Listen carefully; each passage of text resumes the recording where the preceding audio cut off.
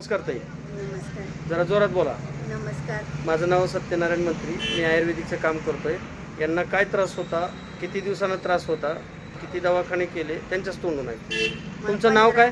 सविता दामवली. बरं, तुम्हाला काय त्रास होता? 15 वर्षापासून मला मणक्याचा त्रास होता. कशाचा? मणक्याचा. मणक्याचा किती वर्षानं? 15 वर्ष 15 वर्षानं. मग काही औषध गोळ्या खाल्ल्या? खाल्ले होते. बरोबर, जोरात बोला ना जरा. काय MRI सगळं केलं होतं. MRI केल्यानंतर काय सांगितलं होतं? MRI मध्ये काय दाखल? त्यांनी सांगितलेलं ऑपरेशन करायला. ऑपरेशन करायला लागलं. बरोबर आहे. आणि हा 15 दिवसाचा आजार होता. हे 15 वर्षाचा. हां, हे 15 वर्षाचा आहे. पण मी 15 वर्षाचं 15 दिवसांच्या चांगले झाले. म्हणजे माझं आयुर्वेदिक घेतलं. तुमचं. माझ्या आयुर्वेदिकमध्ये घेतल्यामुळं तुम्हाला काय फरक वाटतो आता? आणि चांगला किती दिवसात फरक पडतो? 15 दिवसात. काय काय 8 फरक वाटतो? दिवसातच फरक जाणवला. काय काय फरक वाटतो? सगळ्याच म्हणजे पायाने हिनं चाला येत होतं, मणकाही चांगलं झालं. बरं, म्हणजे पहिलं चालायला तकलीफ होती. बरोबर आहे. आणि 15 वर्षाचा आजार आपल्या आयुर्वेदिकनं 8 ते 15 दिवसामध्ये तुम्हाला बरं वाटलं. चांगलं. आणि म्हणून तुम्ही डबल भेटायला आलात. वय काय तुमचं आता? आता वय माझं 42. 42 वर्ष वय आहे.